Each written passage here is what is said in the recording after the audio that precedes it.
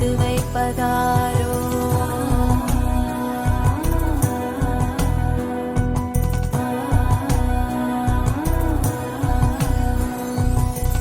கொந்தளித்து எழுகின்ற முன்வினையும் ஆசை கொண்டு இழுக்கின்ற மறுமுனையும் செய்கின்ற செயலுக்கெல்லாம் எதிர்வினையும் தீருகின்ற காலம் அது எக்காலம் என ஏங்குகின்ற உயிருக்கெல்லாம் பொற்காலம் இது பொற்காலம். கீதையினும் வேதம் கூறுகின்ற சாரம் உங்கள் உள்ளம் தேடி பாயும் பொன்னான நேரம்.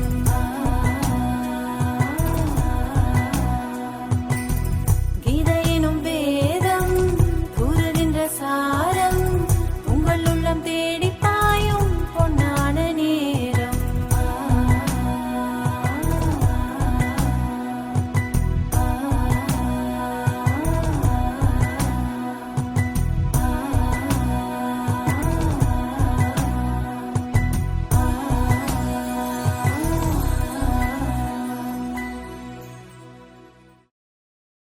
வணக்கம் நேயர்களே.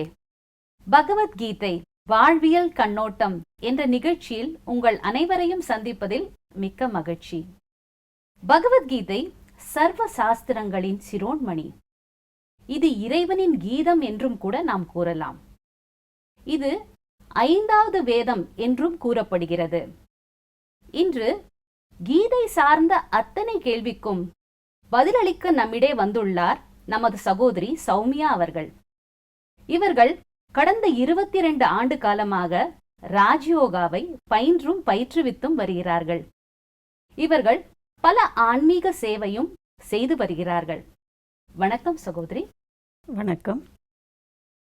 பகவத்கீதையில அனைத்து வயதினருக்கும் எல்லா மதத்தினருக்கும் வாழ்க்கையில என்னென்ன பிரச்சனை ஏற்படுகிறதோ அதற்கு ஒரு தீர்வு கீதையில இருக்கு. இந்த கீதை சொல்லப்பட்டதின் நோக்கம் என்ன? ஓம் சாந்தி. ஸ்ரீமத் பகவத்கீதை என்பது மகாபாரதத்தின் ஒரு அங்கமாகும். இதில் 18 அத்தியாயங்களும் 700 சம்ஸ்கிருத ஸ்லோகங்களும் இருக்கு. இந்த மகாபாரத யுத்தமானது கௌரவர்களுக்கும் பாண்டவர்களுக்கும் இடையே குருக்ஷேத்திரத்தில் நடைபெற்றதாக காட்டப்பட்டுள்ளது. இந்த யுத்தமானது அஹிம்சையை ஆதாரமாக கொண்ட யுத்தமே. இது வன்முறையை ஆதாரமாக கொண்ட யுத்தமே இல்லை. ஏனெனில் இதன் நோக்கமே தன்னை உணர்வது, ஞான யோகத்தின் மூலம் மனதை கட்டுப்படுத்துவது, சுய தர்மத்தில் நிலைத்திருந்து மனதை ஒருநிலைப்படுத்துவது, கர்மங்களின் ஆழமான கதியை தெரிந்து கொண்டு உயர்ந்த கர்மங்களை எப்படி செய்வது என்பதை அறிவது. இது மட்டும் இல்லை, காம குரோதாதி மனோவிகாரங்களை நாம் எப்படி ஜெயிப்பது, இதை பற்றியே கீதையில் விவரமாக வர்ணிக்கப்பட்டுள்ளது. இதுவே இதன் நோக்கமாகும். ரொம்ப அழகா சொன்னீங்க. நான் கேள்விப்பட்டிருக்கேன், இதுக்கு இன்னொரு பேர் கூட இருக்கு, புனித போர்னு சொல்றாங்க. ஏன் கீதை சொல்லப்பட்ட மகாபாரதத்தை புனித போர் என்று கூறுகிறார்கள்? இப்போ பகவத்கீதை அப்படின்னு சொன்ன உடனேவே நம்ம கண் முன்னாடி வர சித்திரமானது என்ன அப்படின்னா, ஒரு போர்க்களத்தில் ரதத்துக்கு நடுவில் அமர்ந்து கீதோபதேசம், இதுதான் நாம் பார்க்கக்கூடிய ஒன்று. இதில் இந்த பகவத்கீதையில் எல்லா அத்தியாயங்களுமே ஞான யோகம், பக்தி யோகம், சந்நியாச யோகம், கர்ம யோகம், தியான யோகம், இப்படி அனைத்து அத்தியாயங்களுமே யோகத்தோடு தொடர்புடையவைதான். இதில் வன்முறை என்ற பேச்சுக்கே இடமில்லை. ஒரு புறம் யோகி, இன்னொரு புறம் யோத்தா, அதாவது போர் வீரன். இதுவே இரண்டுமே ஒன்றுக்கொன்று பொருந்தாதவைதான். ஆகையால் இந்த யுத்தம் என்பது சித்தரிக்கப்பட்ட யுத்தம் அல்லது சிம்பாலிக் வார் அப்படின்னு இதை சொல்லலாம். அதனால இதை ஒரு தர்ம யுத்தம்னு சொல்றாங்க, இல்லை புனித போர் அப்படின்னு இதை சொல்றாங்க. இது நிச்சயமாக அஹிம்சையை ஆதாரமாக கொண்ட யுத்தமே ஆகும். ரொம்ப அழகா சொன்னீங்க. அடுத்தது நமக்கு கீதைன்னு நினைக்கிற போதே நமக்கு வரக்கூடிய ஒரு சித்திரம் என்னன்னா, கிருஷ்ணர், அர்ஜுனர் மற்றும் அந்த குதிரைகள் பூட்டிய ரதம் தான். இப்போ இந்த குதிரைகளும் ரதமும் எதை குறிக்கிறது? இதை விளக்க முடியுமா? இதை பற்றி கூறுவதற்கு முன்னால் கட்டோபனிஷத்தில் ஒரு ஸ்லோகம் மிக அழகாக கூறப்பட்டிருக்கு. அதை நான் இப்போ சொல்கிறேன். ஆத்மானம் ரதினம் வித்தி ஷரீரம் ரதமேவச்ச. ஆத்மானம் ரதினம் வித்தி ஷரீரம் ரதமேவச்ச. புத்திம் து சாரதிம் வித்தி மனப்பிரக்ரஹமேவச்ச. புத்திம் து சாரதிம் வித்தி மனப்பிரக்ரஹமேவச்ச. இதில் ஷரீரம் ரதமேவச்ச, இந்த உடல் 5 தத்துவங்களால் ஆகியது, இதை ரதம் என்று நீ அறிவாய். ஆத்மானம் ரத்தினம் வித்தி, இந்த அதற்குள் இருக்கும் இந்த ஆன்மாவை நீ ரதம், ரதி, அதாவது இதை இயக்கக்கூடியவன் என்று நீ அறிவாயாக. புத்தி, புத்திம் து சாரதிம் வித்தி, புத்தியே இந்த ரதத்தை செலுத்தக்கூடிய ஒரு கடிவாளமாக இருக்கு. மனமானது மனப்பிரகிரகமேவச்ச, மனமானது 5 புலன்கள் மற்றும் குதிரைகளுக்கு சமமாக 5 புலன்களை குதிரைகளுக்கு சமமாக இங்கு வர்ணிக்கப்பட்டுள்ளது. இதையே கீதையில் அர்ஜுனன், ரதம், குதிரை, கடிவாளம் இப்படி ரொம்ப அழகாக சித்தரித்து விட்டனர். இதன் பொருள் இதுவே ஆகும். ரொம்ப அழகா சொன்னீங்க. அடுத்தது வந்து இந்த ஒரு கீதை வந்து ஒரே ஒரு அர்ஜுனனுக்கு மட்டும் சொல்லப்பட்டதா அல்லது இது அனைவருக்கும் பொருந்துமா? மிக அழகான கேள்வி இது. அர்ஜுனன் அப்படிங்கிறதுக்கு பல அர்த்தம் கீதையில் சொல்லியிருக்காங்க. அர்ஜுனனுக்கு பல பெயர்கள் இருக்கு. மகாபாரதம் முழுவதுமே பார்த்தன், அதாவது இந்த பார்த்த சாரதின்னு கூட நம்ம இதை சொல்கிறோம். கிருஷ்ணரை சொல்லிட்டாங்க. அதில் கௌந்தேயன், குந்தியோட மகன், பாண்டவன் அதாவது பாண்டுவின் மகன், இப்படி குடாகேஷன், தூக்கத்தை வென்றவன், இப்படி பல பெயர்கள் அர்ஜுனனுக்கு கொடுத்திருக்காங்க. அர்ஜுனனின் பெயர் எல்லாமே குணங்களை குறிக்கக்கூடிய பெயர்களா இருக்கு. அதே போல அர்ஜுனன் அப்படிங்கிற வார்த்தைக்கு என்ன பொருள் அப்படின்னாக்க, ஞானத்தை அறியக்கூடியவன், ஞானத்தை அர்ஜனம் செய்யக்கூடியவன் அப்படின்னு சொல்றோம். அப்போ நானும் நீங்களும் கூட அர்ஜுனன் தான். ஏன்னா நாம் உட்கார்ந்து இந்த ஞானத்தை கேட்கிறோம், அடையறதுக்கு முயற்சி செய்யறோம். அப்போ நாம் அனைவருமே அர்ஜுனர்கள் தான். ஒரு அர்ஜுனனுக்காக இந்த கீதை ஞானம் இல்லை, நம் அனைவருக்காகவுமே இந்த ஞானம் கொடுக்கப்பட்டது. ரொம்ப அழகா இருந்தது இந்த விளக்கம். அடுத்தது வந்து அர்ஜுனனாலே நமக்கு அந்த காண்டீப வில் தான் ஞாபகத்துக்கு வருது. அப்போ அந்த காண்டீபம் எதை குறிக்கிறது? காண்டீபம் அப்படிங்கிற வில் ஆனது நம்ம மனோவிகாரங்களோடு போர் செய்து நமக்குள்ள இருக்கக்கூடிய அசுர குணங்களை அழிப்பதற்காக இந்த காண்டீபம் வில் அப்படிங்கிறது ஸ்தூல ரூபமாக காட்டப்பட்டிருக்கு. உண்மையா அதோடைய பொருள் நமக்குள்ள இருக்கிற அசுர குணங்களை நாம அழிக்கிறதுக்காக தான் இது காட்டப்பட்டிருக்கு. அழகாக சொன்னீங்க. அர்ஜுனன் என்றால் வந்து ஞானத்தை தேடக்கூடியவன் என்று கூறினீர்கள்.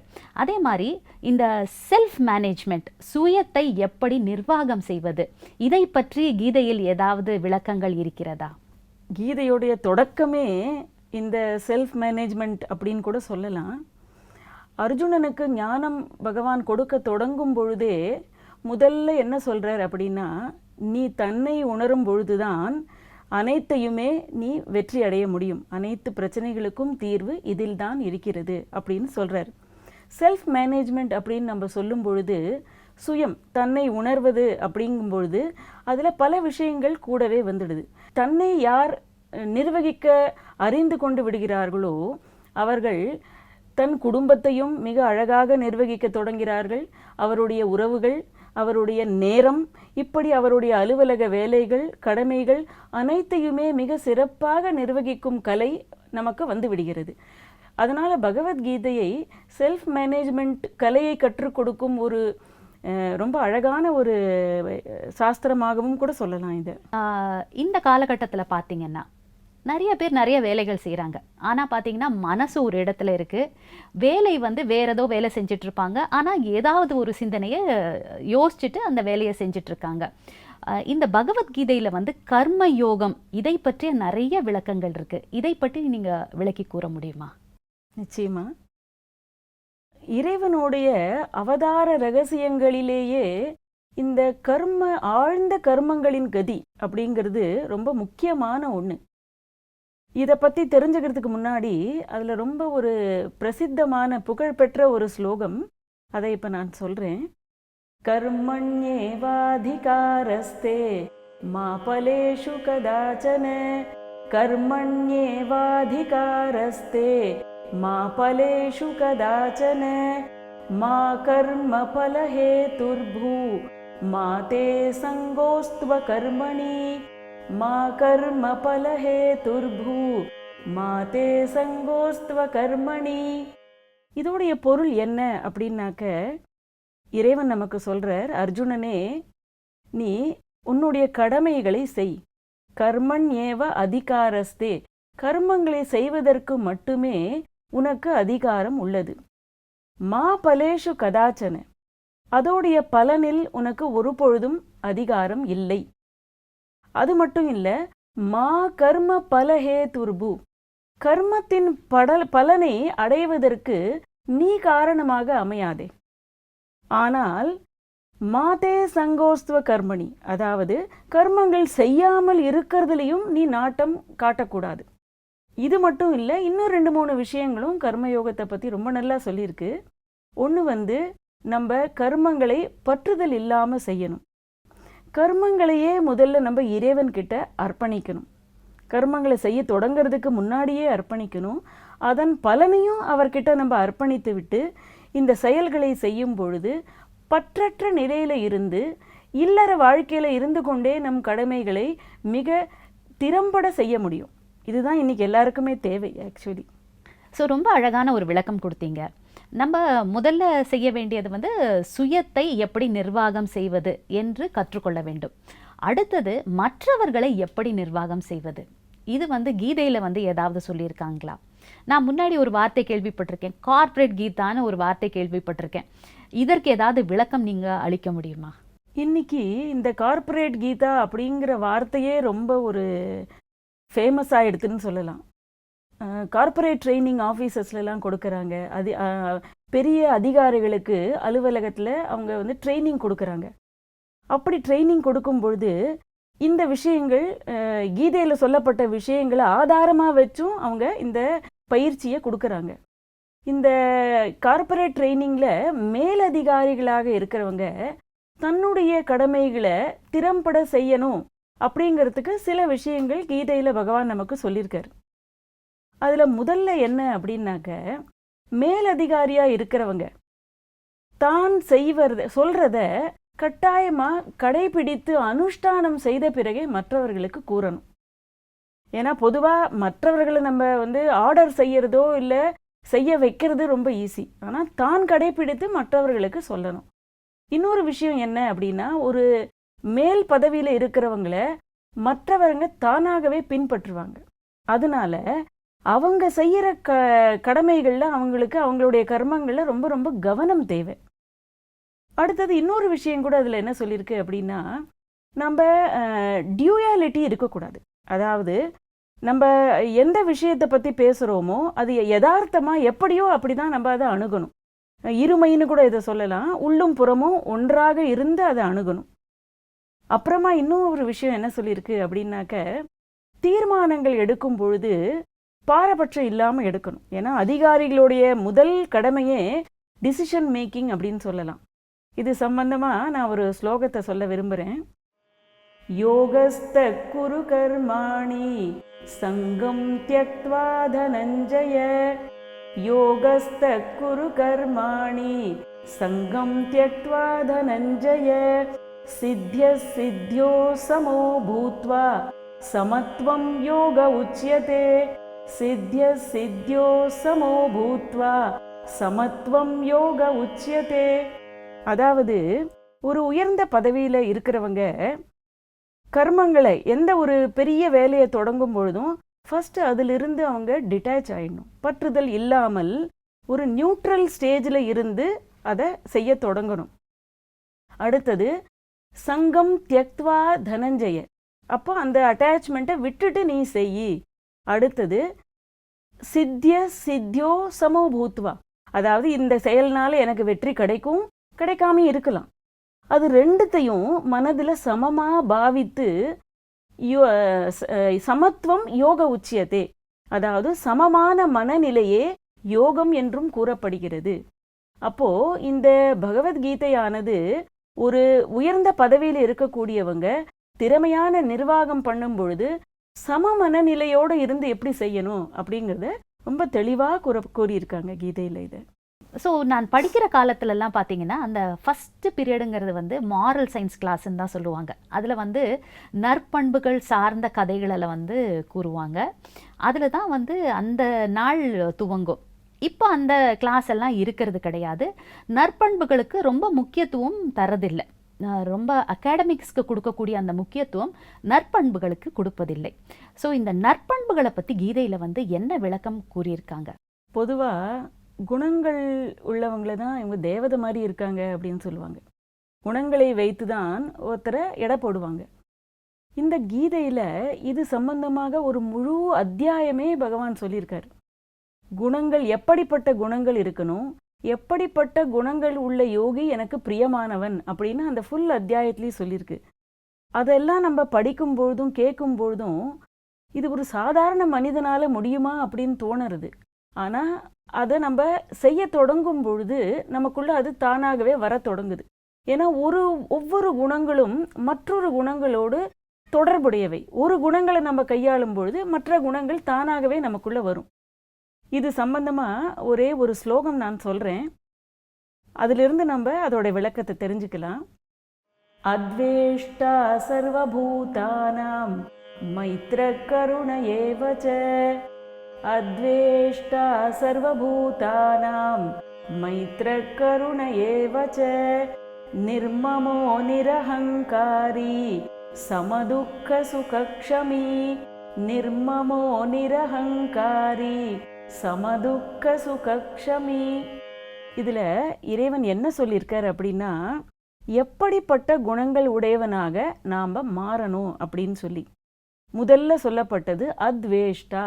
நமக்கு யாரிடமும் துவேஷம் என்பது கூடவே கூடாது. சர்வபூதானம், இந்த அனைத்து ஜீவராசிகளிடத்திலுமே நமக்கு துவேஷம் அப்படிங்கிறது கூடாது. மைத்ரஹா, மைத்ர அப்படின்னாக்க தோழமை, ஃப்ரெண்ட்லி நேச்சராக தான் நம்ம எல்லாரோடையுமே இருக்கணும். கருணை ஏவச்ச, கருணை அப்படிங்கிறது கருணை கடல்னு இறைவனை நம்ம சொல்கிறோம். ஸோ அவருடைய குழந்தையாகிய நாம் கருணை உள்ளம் உடையவர்களாக இருக்கணும். அடுத்தது நிர்மமோ நிர் அகங்காரகா, மமகாரம் அகங்காரம் இது நமக்கு நம்மளுடைய வீழ்ச்சிக்கு காரணமாயிடும். அதனால் அகங்காரத்தை விட்டவனாக இருக்கணும். அப்புறமா சம துக்க சுக, சுகம் துக்கம் ரெண்டுத்துலேயும் ஒருநிலைப்பட்ட மனமாக நாம் இருக்கணும். க்ஷமி, அதாவது மன்னிக்கும் குணம் அப்படிங்கிறது ஒரு பேசிக் நேச்சர், அந்த குணத்தை நம்ம கையாளணும். இப்படி எல்லா பல பல ஸ்லோகங்கள் இதில் இருக்குது. நான் உதாரணத்துக்கு ஒரு ஸ்லோகம் சொன்னேன். அப்போ இந்த கீதையை நம்ம படிக்கிறதுனால மட்டும் இல்லை, இதை கொஞ்சம் கொஞ்சமாக ஆன்ம ஞானத்தை உணர்றது, தியானம் செய்யறதன் மூலமாக இந்த குணங்கள் நமக்குள்ளே வர தொடங்கும். ஏன்னா இந்த குணங்கள் எதுவுமே உடல் சார்ந்தவையே கிடையாது, எல்லாமே நம்ம ஆன்மாக்குள்ளே இருக்கிற விஷயங்கள். இந்த குணங்களை நம்ம கொஞ்சம் கொஞ்சமாக நம்ம கூட வாழ்க்கையில் கொண்டு வர தொடங்கணும். ஏன்னா கீதை பக்கங்களை நம்ம நிறையா புரட்டியாச்சு. இப்போ அது நம்ம வாழ்க்கையோட பக்கங்களாக மாறினாக்க இது ஒரு உதாரணமாக அமையும் நம்ம உலகத்திற்கு. ஸோ ரொம்ப அழகாக சொன்னீங்க. யார் மேலேயும் வெறுப்பு கொள்ளக்கூடாது, நம்ம மனதில் வந்து நிறைய கருணை இருக்கணும்னு சொன்னீங்க, நற்பண்புகளை வாழ்க்கையில் கடைபிடிக்கணும்னு சொன்னீங்க. அடுத்தது இதை வந்து ஒரு கவுன்சிலிங் மாடலாக எடுத்துக்க முடியுமா கீதையை? நிச்சயமா. இன்னி தேதிக்கு நாம் எல்லாரும் எதிர்கொள்ள பல பிரச்சனைகளில் ஒன்று இந்த மன ஆரோக்கியத்திற்காக ஒரு போராட்டமே ஏற்படுது அனைவருக்குள்ளும். இப்போ நம்ம பார்த்தோம்னாக்க 5 பேரில் ஒருத்தருக்கு இந்த பிரச்சனைகள் வருது. இப்போ பகவத்கீதையில் அர்ஜுனன், அந்த கீதையின் தொடக்கம் எப்படி இருக்குது அப்படின்னு சொன்னாக்க, அர்ஜுனன் மனம் தளர்ந்து போய் கீழே உட்காந்துடுறான். மன இறுக்கம், மன அழுத்தத்தில் இந்த ஞானத்தை கேட்ட பிறகு மனம் உற்சாகத்தில் ஆகி அவன் யுத்தம் செய்ய தயாராகிறான். இப்போ இது சம்பந்தமா நான் ஒரு ஸ்லோகம் சொல்றேன். கீதை ஞானம் கேட்ட பிறகு அர்ஜுனன் என்ன சொன்னான்? ஏன்னா முதல்ல அவன் சொன்னது நான் யுத்தம் செய்ய மாட்டேன். முழு கீதை ஞானம் உபதேசிக்கப்பட்ட பிறகு அவன் என்ன சொல்றான் அப்படின்னாக்க, நஷ்டோ மோஹா ஸ்மிருதிர் லப்தா த்வத் பிரசாதான் மயாச்யுத, நஷ்டோ மோஹா ஸ்மிருதிர் லப்தா த்வத் பிரசாதான் மயாச்யுத, ஸ்திதோஸ்மி கத சந்தேஹः கரிஷ்யே வசனம் தவ, ஸ்திதோஸ்மி கத சந்தேஹः கரிஷ்யே வசனம் தவ. அப்போ அர்ஜுனன் என்ன சொல்றான் அப்படின்னா, இறைவனே, இப்ப என்னுடைய மோகம் அழிந்து விட்டது, பற்றுதல் முழுமையாக நீங்கிடுத்து. ஸ்மிருதிர் லப்தா, அந்த ஞானம் அப்படிங்கிற ஒளி எனக்கு திரும்ப கிடைச்செடுத்து. அடுத்தது உன்னுடைய அருளால, துவத் பிரசாதான், இறைவனே உன்னுடைய அருளால தான் இது எனக்கு கிடைச்சது அப்படி சொல்லிட்டு பிறகு என்ன சொல்றான் அப்படின்னாக்க, எனக்குள்ள இருந்த ஸ்திதோஸ்மி கத சந்தேகா, சந்தேகம் அற்றவனாக நான் இப்போ ஆயிட்டேன். மனக்குழப்பம், சந்தேகம் இப்போ எனக்கு தீர்ந்து போயிடுது. கரிஷ்யே வச்சனம் தவ, இப்போ நீ என்ன சொல்றியோ அதை நான் செய்யறதுக்கு தயாரா இருக்கேன். அப்படின்னா நான் போர் செய்யறதுக்கு இப்போ ரெடி ஆயிட்டேன்.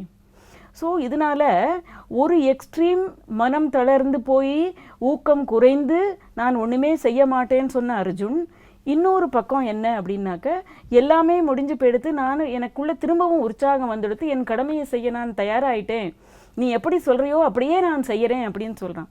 ஸோ இந்த ஒரு டிஃப்ரென்ஸ் தான் கவுன்சிலிங் மாடல்னு நம்ம எதுக்கு இதை சொல்கிறோம் அப்படின்னா, ஊக்கம் குறைந்து உற்சாகம் குறைந்து மனம் தளர்ந்து போகிற மக்களுக்கு இந்த ஞானம் ஒரு பெரிய பூஸ்டராக வேலை செய்யுது. அதை இது ஒரு அழகான யாத்திரைன்னு கூட சொல்லலாம். இப்படிப்பட்ட மனநிலையிலேருந்து இப்படிப்பட்ட மனநிலைக்கு எடுத்துகிட்டு வராங்க.